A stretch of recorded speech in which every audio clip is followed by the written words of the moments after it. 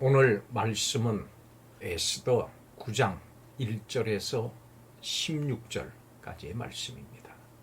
오늘 말씀을 보면 이제 왕의 명령이 시행되는 날 그 상황과 또 유다인들이 대적들을 진멸하는 장면들이 나옵니다. 왕이 내린 명령과 조서가 시행되는 12월 13일에 죽임을 당해야 했던 유다인들이 오히려 자신들을 죽이려던 자들을 제거할 수 있게 됐습니다. 그래서 페르시아의 모든 민족이 이 유다인들을 두려워하게 됐습니다. 각 지방과 궁중의 관리들도 새로운 권력자로 등장한 모르드게를 두려워해서 유다인들을 도왔습니다. 모르드게의 권세와 그 명성이 페르시아 궁중과 모든 지역에 퍼졌기 때문입니다. 수산성의 유다인들이 500명의 대적들을 죽이고 또 하만의 10아들도 처형했습니다. 각 지방의 유다인들도 7만 5천 명의 대적들을 죽였습니다. 조서에는 유다인들이 하만의 재산을 탈취하는 것도 허용을 했습니다마는 정당방위라고 하는 명분을 지키기 위해서 그들이 가지고 있던 재산은 탈취하지 않았습니다. 에스더는 수산성의 유다인들의 대적이 아직도 많이 있다고 생각해서 왕에게 하루를 더 요청을 했습니다. 수산성의 대적들이 완전히 제거되고 하만의 10아들 시체가 나무에 매달려 공개된 것은 하만의 완전한 몰락을 보여줍니다. 오늘 말씀도 전체적으로 보면은 유다인들이 죽음에서 생명으로 옮겨진 반전 역전의 역사를 가장 명확하게 보여주고 있습니다. 오늘날 많은 성도들이 견고하고 강해 보이는 세상에서 주눅들어서 살아가는 것이 사실입니다. 어떤 성도들은 자신의 연약함 때문에 스스로 포로 같다고 여기기도 합니다. 그러나 하나님의 백성이 잊어서는 안 될 것이 있습니다. 이것이 무엇인지 오늘 이 말씀을 통해서 살펴보겠습니다. 첫째로 하나님께서 그의 백성을 지키시는 섭리를 잊지 말아야 합니다. 우리는 세상 속에 홀로 버려져 있지 않습니다. 세상이 아무리 견고해 보이고 하나님이 우리의 눈에 보이지 않을지라도 하나님은 살아계시고 놀랍게 역사하십니다. 아달월 13일은 원래 대적들이 유다인들을 멸하기로 작정한 그런 날이었습니다. 그런데 오히려 유다인들이 대적들을 진멸하는 일이 벌어집니다. 더구나 이 일은 제국의 모든 권세자들의 도움을 받아서 이루어집니다. 그들의 힘으로 결코 불가능했을 일을 하나님께서 놀랍게 성취하신 것입니다.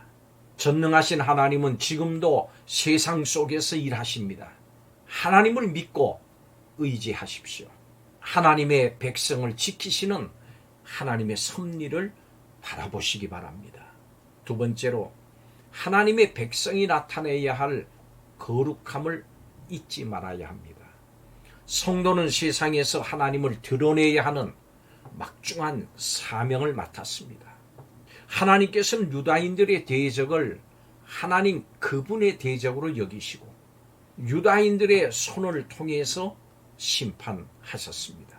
하나님은 제국의 포로인 유다인들과 함께 하심으로 하나님 자신을 드러내십니다.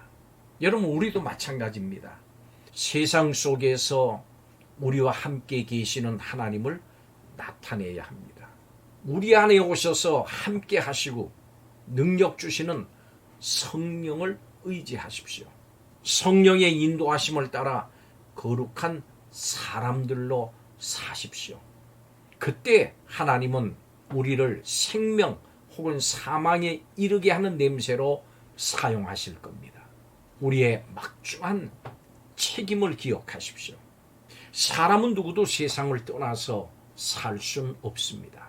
그렇지만 이것이 세상의 방식을 따라서 살아야 한다고 하는 것을 의미하지는 않습니다. 성도는 세상 가운데 살아갈지라도 세상 방식이 아니고 하나님의 뜻을 따라 살아가야 합니다. 하나님은 우리를 세상 속에 그냥 버려두시지 않습니다. 에스더를 도우신 하나님께서 우리를 도우심을 믿으시기를 바랍니다. 에스더의 하나님이 바로 우리의 하나님입니다. 마지막 세 번째로 하나님의 백성을 보존하는 심판을 잊지 말아야 합니다. 세상 속에 하나님의 도우심이 있고 우리의 사명이 있을지라도 결국 세상은 우리가 영원히 거할 곳은 아닙니다. 성도가 박해와 핍박이 있을지라도 세상과 타협하지 않고 인정과 유익으로 유혹할지라도 세상에 동화되지 않는 것은 하나님의 엄중한 심판이 세상 속에 임할 것임을 알기 때문입니다. 아달월 13일로 정해진 심판의 날이 하루도 연장되고 하만의 10 아들이 나무에 달렸습니다. 또 온 제국에서 유다인의 대적 7만 5천 명이 진멸당했습니다. 이로써 유다인들은 그들의 생명을 보존할 수 있게 됐습니다. 세상에 동화된다면 하나님의 백성은 유지될 수가 없습니다. 하나님의 엄중하고 철저한 심판의 날이 반드시 있습니다. 이런 하나님의 엄중한 심판이 세상에 임할 것을 알기 때문에 우리 성도들은 세상과 결코 타협하지 않습니다. 깨어 있습니다. 더욱 분투합니다. 때로는 섬기고 때로는 맞서면서 하나님의 백성으로서의 정체성을 지키는 그 이유는 심판이 있음을 믿기 때문입니다. 세상은 그 마지막 심판 날까지 여전히 기세등등하면서 강대함을 자랑할 겁니다. 그러나 여러분 속지 마십시오. 더욱 크고 놀라우신 하나님, 세상을 심판하실 하나님을 의지하면서 성령의 능력으로 거룩하게 살아가는 하나님의 백성이 되기를 바랍니다.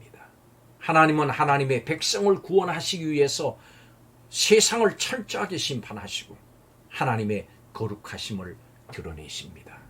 기도하겠습니다.